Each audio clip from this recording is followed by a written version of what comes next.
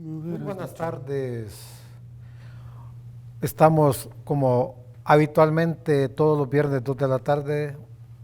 Esto es Coyuntura Política con Víctor Barahona y ya nuestro acostumbrado invitado especial como es el señor Sergio Méndez, presentador de Tele1 y abogado de la República. Buenas tardes, Sergio. Gracias, Víctor. Muy buenas tardes. Es un privilegio que nuevamente me tomes en cuenta para poder hablar sobre diferentes temas de coyuntura de actualidad. Gracias. Bueno, y que ha sido una semana bastante de coyuntura política, de cortinas de humo, como dicen algunos. Hay tantas cosas que hablarle e informarle al pueblo salvadoreño e internacionalmente. Sergio, Félix Ulloa ha confirmado esta semana que ya está conformado el comité ad hoc que estudiará las posibles reformas a la Constitución de la República. Pero no especificó quiénes lo integran, reiteró que será participativo. ¿Por qué reformar la Constitución, Sergio? Las críticas, Víctor, no solamente han llegado de por qué reformar la Constitución, sino que por qué en este momento, cuando precisamente el Ejecutivo no respeta la Constitución. Entonces, tú no puedes reformar algo que tú no respetas y en este momento causa extrañeza o falta de confianza, y la confianza dentro de un clima de inversiones no es negociable, no solamente para el empresariado local, sino que extranjero, en temas de que no me vayas a estar cambiando las reglas del juego o respetando la ley cuando a ti te parezca o cuando no te parezca. Esa situación no abona en lo más mínimo, punto número uno. Punto número dos, el tema, ¿qué reformas y qué partes lo van a hacer? Vamos a hablar del matrimonio, de la institución del matrimonio. Vamos a hablar de dar paso a otro tipo de modalidad dentro del matrimonio, de la posibilidad concreta que dos personas del mismo sexo vayan a poder adoptar. De eso estamos hablando, de por qué en este momento, particularmente cuando la Sala de la Constitucional, máxima intérprete de la Constitución, le ha votado todas las iniciativas al Ejecutivo, no le ha pegado a ni una tan sola en el juicio de desvalor que realiza. Entonces, eso es obviamente parte de las críticas. Usted no es la persona más indicada para hacer reformas a un cuerpo legal de rango constitucional cuando usted, la que tenemos, ni la cumple. Sí, Sergio. Esas son las críticas. Sí, pero será como una CICI, es más, que formaron una CICI pero no funciona. No, yo creo que sí quiere hacer reformas a la Constitución, pero no las que van a presentar. Yo creo que van a hacer reformas a la Constitución, pero sobre ciertas situaciones más adelante, después de elecciones, como por ejemplo, de que el presidente de la República se puede reelegir. Pero eso no te lo van a decir ahorita porque no es conveniente electoralmente hablando.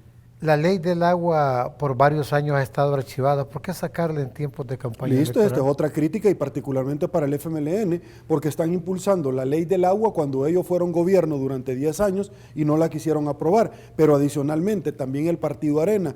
Y es que las críticas que han habido sobre intereses corporativos de ciertas empresas que distribuyen en ciertas colonias el vital líquido a un costo superior a cualquier otro, es precisamente lo que ha venido impidiendo por mucho tiempo atrás en que esta ley primero se declare del dominio público y segundo, que éste sirva precisamente para abastecer aquellos lugares donde no los hay. De hecho, el anterior presidente de ANDA, Frederick Benítez, que ahora se le creó un puesto de comisionado para el agua y que se le cuestionó grandemente, primero el salario y segundo alrededor de $60,000 por el retiro que se le iba a dar, se le articuló un puesto creado que no existía cuando ciertamente fue interpelado y se pidió la destitución de una autónoma que él ya conocía porque él fue parte de los gobiernos anteriores, de los mismos de siempre. Él fue asesor del presidente de ANDA salientes, el señor Fortín, y que en determinado momento tenía la experticia que en la práctica demostró que no fue así. Por cuarta vez, Sergio no le permite la entrada a un cuartel al juez que investiga la masacre del Mozote. ¿Qué está pasando con la Fuerza Armada? No, lamentable desde todo punto de vista, por cuánto estamos hablando.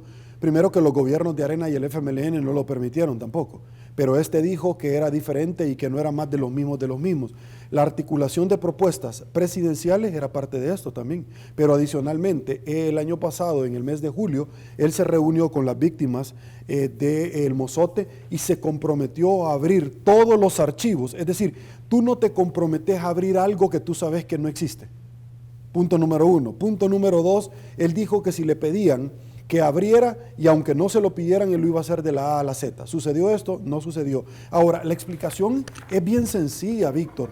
¿Por qué en este evento, en este momento político, el presidente no lo hace? Fácil, porque la Fuerza Armada es la que lo está apoyando y aspira a él a que lo siga apoyando, y abrir una de estas situaciones significaría no solamente conocer quién fue el autor material e intelectual, sino que el golpe es contra el ente castrense. ¿Por qué no lo hace? Porque entonces perdería el presidente de la República un brazo extensor para no solamente acallar o reprimir determinadas manifestaciones. Manifestaciones como cuáles, como las de la Asamblea Legislativa, como cuáles, como la crisis del agua cuando andaba con el ejército para arriba y para abajo, como cuál, como la entrega de los paquetes agrícolas donde les dice la Fuerza Armada, aquí le manda a dejar el presidente. Ojo, punto número 1, pero no debes de perder de vista que el otro ente colegiado ha sido la Policía Nacional Civil, que de hecho el día de ayer ya lo nombró viceministro para que tenga fuero y no lo puedan procesar por los actos que han rayado en delitos de cometimientos penales al no llevar a funcionarios públicos e irse a meter el 9 de febrero a la Asamblea Legislativa. Entonces, tenés dos brazos extensores donde evidentemente han realizado hechos esta misma semana que te dejan claro el panorama de lo que el señor presidente está haciendo con dos instituciones que no fueron creadas para eso, después de los acuerdos de paz y el rol nuevo que se le da a la Fuerza Armada. Pero yendo un poco más allá, y quizás es una situación que es importante tenerla sobre el tapete, es el tema de los comicios electorales del 2024. ¿Quién va a ser el candidato si el señor presidente no logra obtener votos suficientes para hacer reforma a la Constitución de la reelección? ¿Quién sería el candidato a la presidencia? ¿Qué pasa si pierde Mario Durán la alcaldía? ¿Se le cae la primera opción de ser el candidato a la presidencia? ¿Qué pasaría? ¿Qué sucedería cuando la población ya tiene hastargo, está harta de los políticos? El ministro de la Defensa Nacional. ¿O le podría tener miedo también a la Fuerza Armada de un golpe de Estado? El ministro de la Defensa Nacional sería el candidato del presidente. Sí, por eso es que lo está ponderando y protegiendo. ¿O no será por temor, Sergio, a la Fuerza Armada? No, claro, todo porque estamos cumpliendo esta semana 41 años del último golpe de Estado que hubo en este país. Sí. ¿Podría repetirse un golpe de Estado? Listo, lo que pasa es que la Fuerza Armada constituye un factor real de poder, pero adicionalmente también la Fuerza Armada no es deliberante, ni la Policía Nacional Civil. Entonces, por lo tanto, la policía no puede venir el director y decirle a los miembros de la Asamblea Legislativa, de la Comisión, no, mire, no le puedo traer a X o Y ministro de Salud o de Hacienda porque ellos están bien ocupados. Yo quisiera saber si hacen lo mismo con Víctor Barahona cuando el juez lo manda a traer. Sí. Y que le diga, no, mire, agarre el numerito, más adelante lo vamos, sucedería eso. ¿Qué pasa cuando las instituciones de gobierno mandan a llamar a cualquier particular? Las instituciones de gobierno, del Ejecutivo, ¿le vas a poder decir lo mismo? O te van a traer antes, solo sale ande más los pasos y ahí vas, como dice la prueba, te suben a la voladora. Sí, te suben a la voladora para que la mapachada empiece a aplaudir. Sí. Claro. Hay otro fenómeno que se ha dado esta semana, como lo dicen en las redes sociales, cortinas de humo, el cerco sanitario en Chalchuapa. ¿Qué opinas de eso? Lo que pasa es que yo creo que la población salvadoreña está muy clara ya acerca de las cortinas de humo. Cortinas de humo que en su momento se dio con aquel autobús que iba precisamente a Chalchuapa, donde el presidente desplegó una gran cantidad de dispositivos militares diciendo que allí iba la persona a bordo, que habían cometido delito contra unas señoritas, ¿te recordás? Sí. Y no era él, salió en libertad. La misma situación hace el presidente con esta escena del delito que fue altamente cuestionada en esta cervecería, en este lugar de allá del centro de San Salvador, donde viene y le dice, mire, ¿y los casquillos? ¿Y por qué no tienen perforaciones y la sangre? Pero viene y arremete contra una persona diciendo que llegue hasta un grado que fue cuestionado de tortura para sacarle, y el director de la policía, sí señor presidente, a sus órdenes, ya lo estamos haciendo, como contestan todos. ¿Y qué es lo que sucedió? La gente debe saber que nadie puede salir en la primera audiencia, mucho menos con un delito de esta naturaleza, porque estamos hablando de un hecho que es un delito ideal. Con una acción se realizan varias acciones, varios delitos, y ahí fueron varios homicidios. Y el mismo juez dijo, aquí no hay absolutamente nada que probar, aquí no hay ningún delito que perseguir de lo que ha presentado, tampoco la fiscalía no tenía nada con qué sustentar y salió. En la primera audiencia, un delito de homicidio primero no tiene medidas. Ojo, no tiene medidas, hay una prohibición expresa de ciertos delitos que no tienen medida. Droga, violación, secuestro, tráfico ilegal de personas, etc. Y no pueden salir. Y el juez inmediatamente dijo, aquí no hay nada. Fue una cortina de humo, sigamos. ¿Qué es lo que ha sucedido en Ahuechapán? Porque el Chalchuapa, porque esa fue tu pregunta. Sí. La alcaldesa sale al paso diciendo, ¿y cuáles son los números de los casos que usted está diciendo? Si yo soy la alcaldesa, yo estoy en contacto con la población, aquí no hay nada. Lo mismo que dijeron en su momento cuando lo hizo en Santa Rosa de Lima y La Unión. Ahora, lo lamentable de esta situación son varias cosas, Víctor, y yo lo quiero dejar. La primera es, los cercos sanitarios es una facultad del ministro de Salud, sí, pero no transgredir los derechos constitucionales, como la libertad ambulatoria. Tú no puedes hacer eso. Tú aislas para darle contención a una jurisdicción, hacerle prueba, pero no les decís aquel que salga, aquel que... Ese es un derecho, tú no lo puedes hacer y hay resolución de la sala. Número 1, siguen las violaciones a los derechos humanos. Número 2, el tema es que ha visto en este cerco una cortina de humo para muchos, al mismo tiempo que se da este precisamente caso del Mozote, que no se le quiere dar información. Vamos a seguir adelante. Pero lo más lamentable de la situación esta, Víctor, es esto. Ves a candidatos del partido del presidente siendo asesores del ministro de Obras Públicas, en el lugar donde anda el ministro de Salud, entregando paquetes con la foto de él y la fórmula de su suplente. ¿O habrá sido estrategia, Sergio, para que el ministro de Salud no fuera a la asamblea en la semana que estaba requerido? Es que no hay ninguna estrategia. Ante un mandato judicial o de una autoridad no hay ninguna estrategia. ¿Por qué? Ministro, usted no puede venir a esta hora, lo vamos a esperar a las 3 de la mañana, venga. El tema es que no quieren llegar y no se quiere llegar, Víctor, porque el tema es que si un funcionario llega ante la asamblea, lo que diga en comisión, eso puede ser delito. De hecho, el ex presidente del Banco Central de Reserva no podía mentir y dijo, sí, nosotros le hemos entregado al Ejecutivo 3.600 millones solo en donaciones. No estamos hablando de los 10.000 millones de dólares que la asamblea le aprobó. Si él mentía bajo juramento, es un delito penal. Se llama perjurio. Ahí mismo te pueden agarrar e iniciar un proceso o remitir a fiscalía. El presidente del Banco Central de Reserva no podía mentir. El día siguiente le estaban pidiendo la renuncia. ¿Cierto? Sí. Por eso es que no quiere llegar los ministros. Para no exponerse a no poder decir absolutamente nada porque no puede. Ahora, ¿cuál es lo trascendental de esto, Víctor, en el tema de la salud de Chalchuapa? Lo trascendental de todo esto es que el ministro de Salud pone cartel de liquidado a la información del Instituto de Acceso a la Información Pública y restringe dar a conocer cómo se construye el hospital de la Feria Internacional y cómo se han hecho pruebas y los casos reserva por 2 años. De aquí después de las elecciones usted lo va a saber. Lo mismo que hacía el FMLN. Lo mismo. ¿Cierto? Entonces, eso es lo más lamentable. En el hospital de San Miguel, el presidente arremetió contra los gobiernos del FMLN y Naciones Unidas, que estuvo verificando. Le corrigió la plana. Le corrige la plana y le dice, no señor, fue otra cortina de humo. Ante la inundación del hospital El Salvador, con la lluvia cuando se estaban metiendo en las paredes, y decir, mire, el tema es que toda denuncia que tú hagas, si no la podés comprobar, como la de Walter Araujo, que nos acompañó Berta de León esta semana en Al Punto con Sergio Méndez, si no la comprobás, es un delito penal, porque es denuncia o acusación calumniosa. ¿A dónde quiero llegar yo con todo esto? Porque estamos analizando la denominación del director de la Policía Nacional Civil para que obtenga fuero y no sea procesado como viceministro. Sí, es un tema obviamente que muchos lo han condenado, pero debo de recordar, perdón, Víctor, el FMLN no hacía lo mismo.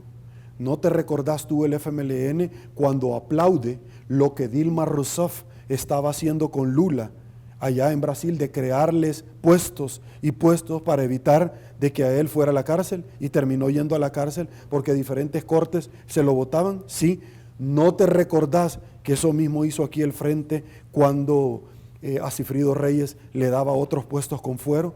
Cuando Hugo Martínez lo nombró embajador, ¿o no te recordás de eso? O Entonces cuando, el FMLN no tiene o cuando una fuerza. quitaron a Benito Lara de seguridad y lo pasan a casa presidencial.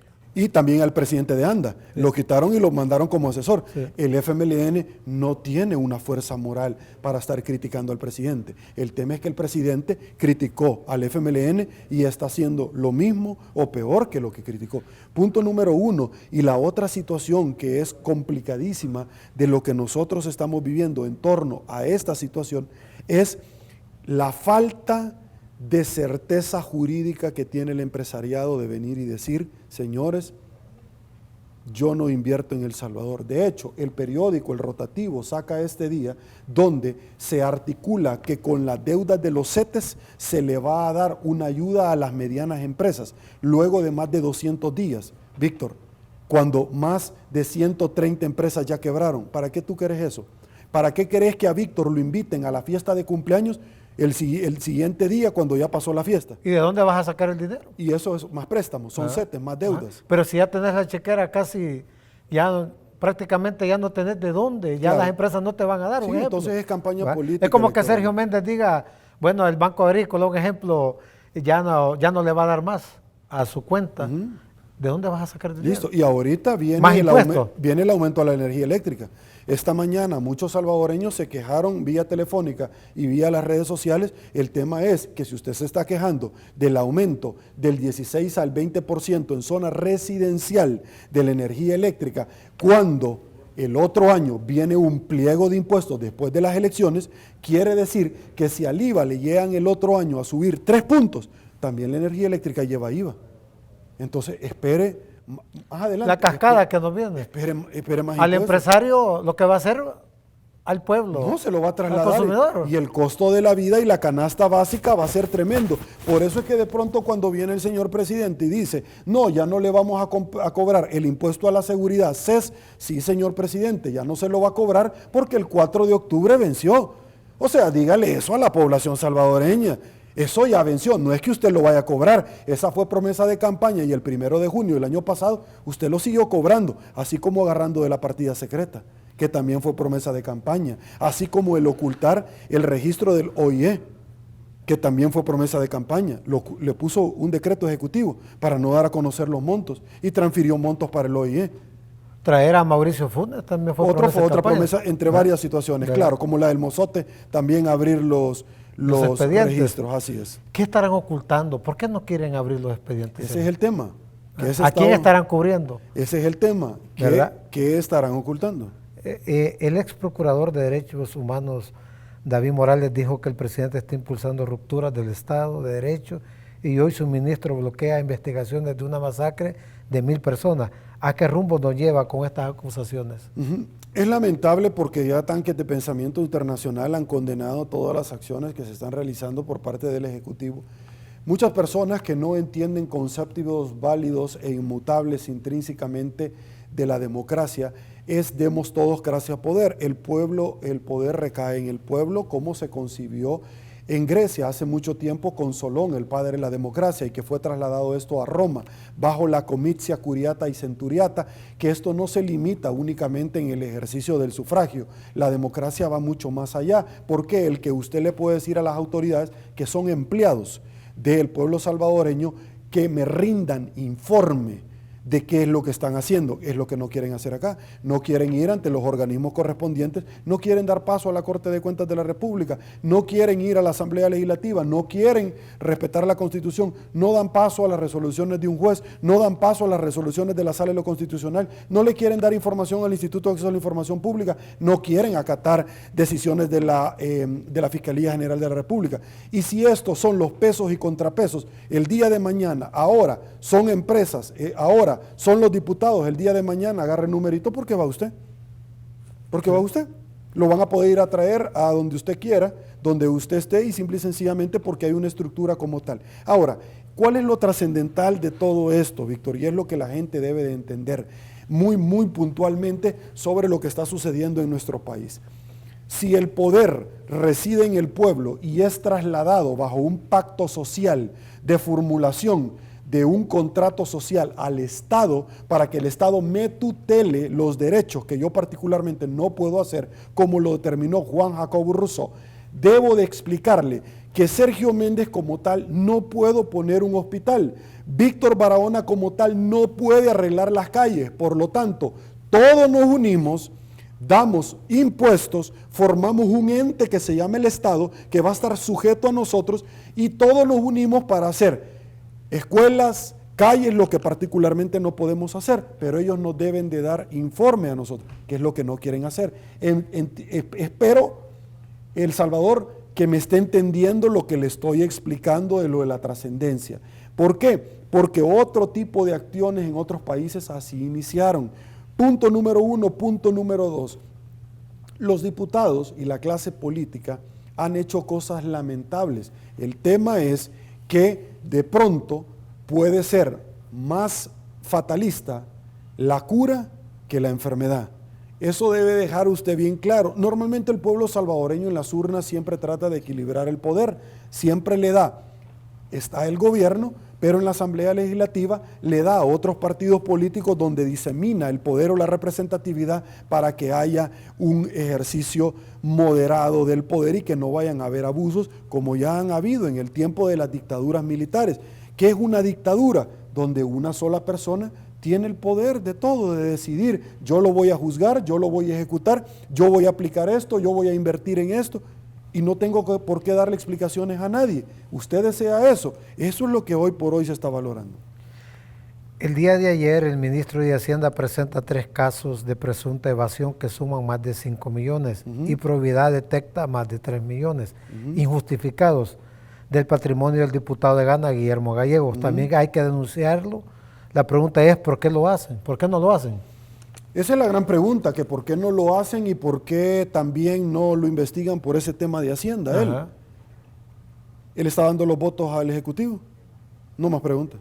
Ahí estamos, claro. No más preguntas. Entonces, el tema es que se ha dado, primero ya hay resolución de la Cámara, ya hay resoluciones de la Sala de lo Constitucional. De hecho, el caso más emblemático que ha habido en los últimos días ha sido de Intradesa, donde primer acto, Intradesa, que es una maquila y que está en una zona franca libre de impuestos, porque dentro de la Organización Mundial de Comercio es parte de las prerrogativas de la degradación arancelaria, Intradesa se transforma para empezar a hacer mascarillas y gabachas, porque es una maquila, porque en pandemia no lo podía hacer, porque no podía sacar el producto, perdió contratos a consecuencia de eso para maquilar acá y fuentes de empleo.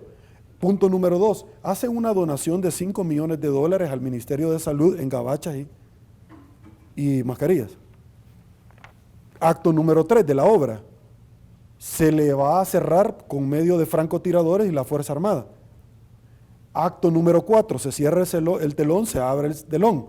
Es acusada, detenido el representante legal de la empresa por evasión de $260 millones. Se lleva acto número 5 a los tribunales y se dice, ups, ahí va a disculpar, realmente fíjense que no eran $260 millones, sino que solo son $5 millones para una empresa como es. ¿Y el procedimiento administrativo? ¿Dónde quedó? ¿Por qué no le hicieron una compulsa? La sala de lo contencioso, el agotar la vía administrativa, ¿qué pasó ahí, Víctor? Sí. Porque, ¿qué sucedió? Porque es una zona franca. Pero luego se va a la Cámara y la Cámara dice, si aquí no hay delito penal que perseguir. Y después se van a la sala de lo constitucional y dice, procedente el amparo, si aquí lo han detenido ilegalmente. ¿Y ahí qué pasó, Víctor? Eso es lo que está pasando. Sergio, te vuelvo a hacer esta misma pregunta y te la hice hace un par de semanas. ¿Estamos cerca de un Estado fallido? Yo no creo que estamos cerca de un Estado fallido. Hace ratos entramos a un Estado fallido. ¿Qué es un Estado fallido para efectos definir conceptos y que la población salvadoreña pueda entenderlo. El Estado fallido es cuando ya no le puede tutelar a usted todo lo que yo le expliqué. Dentro de un contrato social damos paso a un Estado y el Estado nos tutela a nosotros salud, educación, seguridad. ¿Está pasando eso? No, no está pasando. Hace rato entramos en un Estado fallido, Víctor, donde obviamente por investigaciones se ha sabido puntualmente sobre eso, sobre que hay tregua con las maras. Pero eso se dijo desde junio del año pasado. Pero eso lo dijo el Faro desde que el presidente era alcalde de San Salvador, cuando él era alcalde de San Salvador y pedía que le entregaran el FODES a los alcaldes de 2 meses. Él era miembro del FMLN, no recibió el FODES 2 veces. ¿Y quién era el representante del ISDEN? El actual ministro de Seguridad de él. Y ahora son 5 meses y no se los da. Y él mismo explica que el 25% es para pagar salarios. Ahora, la gran pregunta es, Víctor, ¿de cuánto ha caído la recaudación fiscal? 700 millones de dólares, perfecto. ¿De cuánto ha sido la recaudación fiscal? Ponele que fue no de 3.000 millones, sino que de 2.000. Listo, ¿qué dice la ley? Que en base a esos 2.000, dale el 10%. Si fue de 3.000, en base a eso, dale el... ¿Por qué no se lo quiere dar? Hay un delito penal de apropiación o retención indebida porque existe el justo título que obliga a devolver la cosa, por supuesto. Ese es el tema. Sí. Ese es el tema de todo esto. Más aún, cuando el que te lo quiere entregar, el dinero te lo tiene que entregar, tampoco quiere dar cuentas. Porque ni te lo quiere entregar, pero él, del dinero de él, de la ejecución, tampoco quiere dar cuenta. Eso es lo interesante de todo. Y sigue insistiendo el Ejecutivo que El Salvador va a crecer el próximo año. Sí, yo creo que va a crecer en delincuencia, creo que va a decrecer en falta de confianza, creo que va a crecer El Salvador en una forma meteórica en varios temas de inseguridad jurídica y seguridad. Yo sí creo que va a crecer. Y a donde estamos claros que muchos analistas económicos dicen que El Salvador nunca ha crecido. El Salvador nunca ha crecido y de hecho en los últimos 30 años, más ¿no? del 2% y todavía ha sido maquillado, correcto. Lo han dicho expresidentes del Banco Central de Reserva. Entonces la pregunta es, ¿va a crecer un 4% en base a qué? ¿Dónde está el plan de resurgimiento económico? ¿Dónde está el plan después del plan Cuscatlán? ¿Cómo se va a diseminar el presupuesto general de la Nación 2021 para cada una de las carteras y cómo lo van a ejecutar? ¿Dónde está el plan de salud? ¿Dónde está el plan de justicia? ¿Dónde está el plan de combate a la criminalidad? ¿Plan de salud? ¿Dónde está, Víctor? ¿Dónde está, Víctor? ¿De dónde va a salir el dinero? Listo. ¿Dónde está, Víctor? ¿Lo has visto? Okay. Una persona me escribió esta semana y me decía que el plan de salud, el plan económico de crecimiento era como la ciguanaba y el cipitillo. Todo el mundo hablaba de él, pero nunca nadie lo ha visto. Sí. Hay otra pregunta que va casi en conjunto con esta. ¿Cómo ve el apoyo económico que el gobierno está ofertando al sector informal y a las MIPES en crédito hasta el 3% anual? ¿De dónde saldrá este dinero? Es casi lo mismo que estamos... Han manifestado que de CETES. El tema es que van a colocar, y lo han hecho, 600 millones más, que es préstamo. Entonces, la gran pregunta es, Víctor, ¿te están prestando porque después de 200 días, cuando ya quebraron 135 empresas, ¿para qué sirve ahora? Número 1. Número 2, te dice, le vamos a prestar sin garantía y sin mayores trámites. Listo, ¿cómo vas a garantizar que vas a recobrar ese dinero? Porque ese dinero no es del gobierno, es de todos nosotros. Sí. Entonces va a ser un banco de fomento agropecuario donde se perdieron grandes cantidades de dinero y no se recuperaron. Va a ser una Alba Petroleum y financiera donde quebraron las empresas y nunca se recuperó el dinero para pagarle a Venezuela. Entonces, pero espérame, ¿en cuánto se colocó el dinero? Con CETES en 7.5. ¿En cuánto se les va a prestar a los mini empresarios? ¿Se les va a prestar a cuánto? Al 3%. Perdón, al 3% anual. Listo, pero explícame cómo es que tú vas a pagar más y le vas a cobrar menos al otro. Entonces al final es populismo porque electorero. Lo vamos a pagar todos. Es electorero. Y si es que se llega a colocar, porque estamos ahorita a tiempos de elecciones, estamos a menos de 2 meses. Sí. ¿Sí? A menos de 2 meses, porque ya en enero se termina la campaña. Y entonces, pero los alcaldes no les querés dar dinero porque decís que son para las elecciones. No es cierto. Y te lo explico. El código municipal establece que una alcaldía 4 meses antes de las elecciones ya no puede empeñar fondos futuros. Entonces no es cierto. Y él fue alcalde de 2 municipios y de la capital salvadoreña. Entonces no es cierto. ¿Por qué no le quieres dar el dinero? Ah, porque es para campaña. ¿Y tú qué estás haciendo? Entonces esto es como la fábula del tigre y el venado. Sí. Querés tener al venado amarrado y todavía el tigre atacarlo y decirle, estamos en igualdad de condiciones. Sergio, siempre, ya como es costumbre en nuestro programa aquí, Coyuntura Política, siempre terminamos con un tema cristiano. Y hoy tengo un tema que le sugiere a las iglesias cristianas hacer en estos momentos de crisis. Primero, orar. Segundo, Víctor,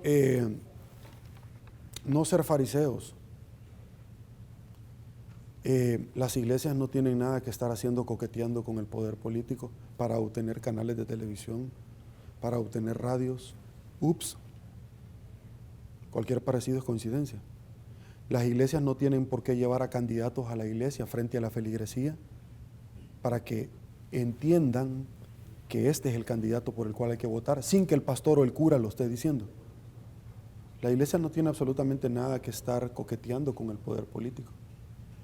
Jesucristo, cuando estuvo y caminó acá en diferentes parábolas, porque trataba de bajarse un poquito al intelecto de nuestro también, porque está en la palabra hasta el día de ahora, la palabra, el derecho natural, que es intrínsecamente válido e inmutable, nos explicaba con crayolas y con plastilina qué deberíamos de entender.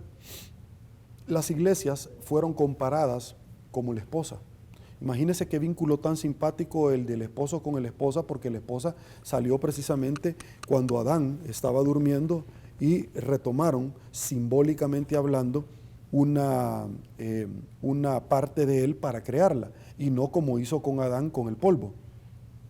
De la misma manera, cuando Cristo estaba en la iglesia, bajo la lanza del centurión, también la iglesia salió del costado de Cristo. Y Dios hace un símil, una semejanza sobre esa situación.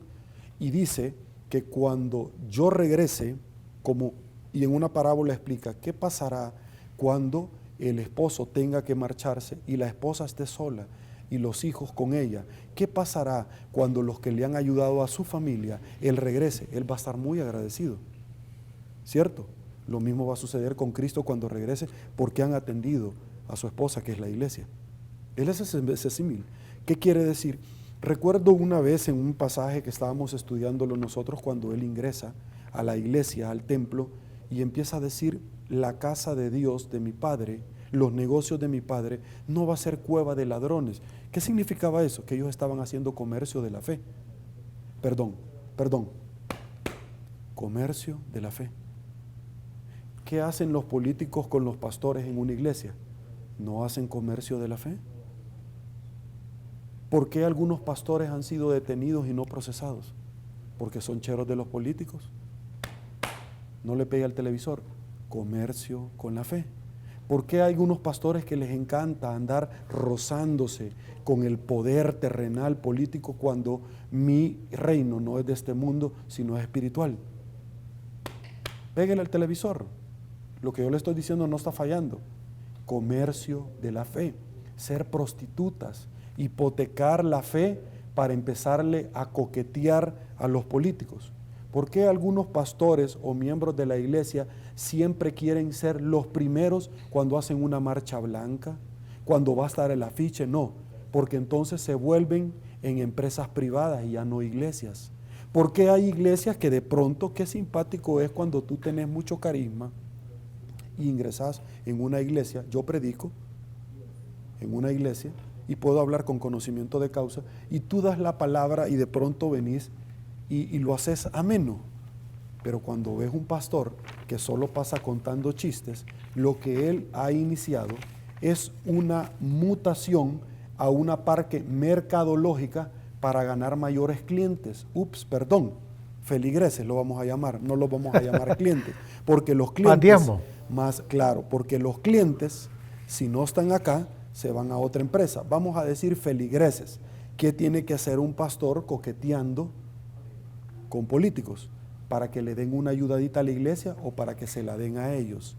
Porque hay muchos pastores que tratan de justificar, no, este dinero que el político me lo manda Dios. Y ya callaron su alma cauterizada, ya la acallaron. No, esto me lo manda Dios, es una ayuda. Y de ahí pagan mujeres, amantes, carros, casas, y están viajando a Miami y allá tienen donde nadie los va a ver y a conocer. O van en las comitivas presidenciales. Entonces, el presidente. Y recuerdo una vez un caso donde nosotros estábamos dándole cobertura, yo desde el canal donde anteriormente laboraba, y estaba en esta Salvador del Mundo. Y entonces recuerdo que nosotros teníamos el orden, Víctor, acá, de las personas que iban a pasar, de los pastores o representantes de diferentes iglesias de denominaciones. Y en eso iba, por ejemplo, Víctor Barahona, por mencionar algo. Iba y de pronto, y yo lo vi, y voy a decir, porque yo le tengo un gran cariño y un gran respeto y la población lo sabe. El que iba a continuación era mi amigo Toby Jr. Yo lo aprecio muchísimo a Toby. Y se metió otro pastor y agarró el micrófono. ¿Por qué? Por el ánimo de despuntar, de que me vean, de opacar a la otra iglesia, porque yo quiero ser el primero, el segundo en hablar, y luego yo ya me retiro del evento, y después ya el evento ya no tiene importancia. Entonces no lo estás haciendo por una campaña, sino que porque te tomen fotos, por salir en los noticieros, por dar mi opinión, por captar más clientes, feligreses. El cliente. Feligreses, claro. Y entonces por andarle coqueteando al poder, algo que Jesús lo dejó claramente establecido. Tú no puedes ser o sos tibio, o sos caliente o helado, pero si sos tibio, te voy a vomitar de mi boca. El que acá me redunde en no reconocer y negar a mi hijo, cuando estemos con mi Padre yo te voy a negar. ¿Por qué? Porque hay un tribunal de Cristo. Lea usted Daniel, el tribunal de Cristo existe ahorita, existió ayer, donde el enemigo va a poner en mal a Víctor. A usted, a mí. Entonces Jesús está ahí, que es el abogado que intercede por todos nosotros. Y le dice, no, Padre, lo que ha venido a decir el destructor o el acusador, así le dicen al demonio, el acusador que vino a matar, a destruir y a mentir, el acusador no es cierto, porque Víctor, yo lo vi que hizo esto y entonces ya presenta las pruebas como el abogado defensor. Eso es de todos los días, lo dice la Biblia, es el tribunal de Cristo. Todos los días. Entonces, cuando viene Jesús, cuando viene y determinan si en efecto él ha fallado, le dan permiso al demonio para que lo toque en alguna área de su vida. Y a veces Dios permite tocarlo para iniciar proceso y prepararlo para otra etapa de su vida. Son dos cosas muy diferentes. ¿Cómo sucedió con el faraón? Cuando el faraón de Egipto dejó ir a los esclavos, pero dice la palabra que volvió Dios a endurecer el corazón de Cristo. No fue el diablo, fue él. Ahora, Víctor, sobre esas líneas hay dos cosas bien importantes porque yo el día domingo me toca predicar en la iglesia de las Brisas. Y sobre esas mismas líneas hay dos casos bien interesantes. Tú sabes que la historia, la Biblia como tal, no recoge antecedentes de cómo el pueblo de Cristo terminó siendo esclavo. No lo dice. No habla nada. No hay antecedentes. Solo, ¡pups!, terminaron nada más. Y perdieron el Estado. Y después el Estado fue fundado. Después de la Segunda Guerra Mundial, fue reconocido como nación, donde estaba Shimon Peres y Yasser Arafat, y fue reconocido. Pero para llegar a esto, inició desde la liberación después de 400 años del yugo opresor del faraón. El tema es que ya conocemos los 10 mandamientos y toda la película que hemos visto nosotros en Semana Santa con nuestra familia, porque yo sé que usted es una persona que todos los días lee la Biblia. No se lo voy a contar, lo vamos a dar por sentado, se sobreentiende. Vámonos a otra parte. ¿Qué pasa en el desierto? ¿Qué pasa en el desierto cuando era de Egipto a Canaán 40 días y se tardaron 40 años? ¿Por qué el pueblo de Cristo no pereció en el desierto? Si el desierto tiene dos características, es altamente árido y en el día es caluroso y en la noche es sumamente bajo en temperaturas, helado. ¿Qué pasó? Se dieron 3 fenómenos. Uno de ellos es la muralla de fuego que ellos iban siguiendo en la noche para verla, para seguir el camino. 2, ¿cómo se alimentaban? Caía maná del cielo. Dios los alimentó. 3, ¿qué pasaba para que el sol abrasador y las altas temperaturas no los mataran? Dios mandó una nube que iban encima de ellos para protegerlos de los rayos del sol. Y 4, cuando tocaba con la vara o el cayado, salía agua de las piedras. Eso es lo que hace Dios. Abre caminos donde no los hay. Es luz en tiniebla y es Dios de pacto. ¿Me estás escuchando, iglesia? Es Dios de pacto que cumple su promesa. Él no es hombre para mentir, ni hijo de hombre para arrepentirse. Dios de pacto. Le agradezco, Víctor. Muy amable. Muy agradecido contigo todos los viernes estar aquí en Coyuntura Política, como es normal, todos los viernes, y también a todos los que nos han visto. No es para que estemos en contra de un gobierno, de cualquier político, por supuesto, pero tengan mucho cuidado. Este es el momento donde todos los políticos van a llegar a su comunidad, a su colonia, a ofrecerle todo. Hasta su mamá en chonga todo. Tengan mucho cuidado porque después lo va a volver a ver, 3 años después o 5 años después. Te espero el próximo viernes, si Dios nos permite. Sergio, gracias por estar. Bendiciones, Víctor. Gracias a ti.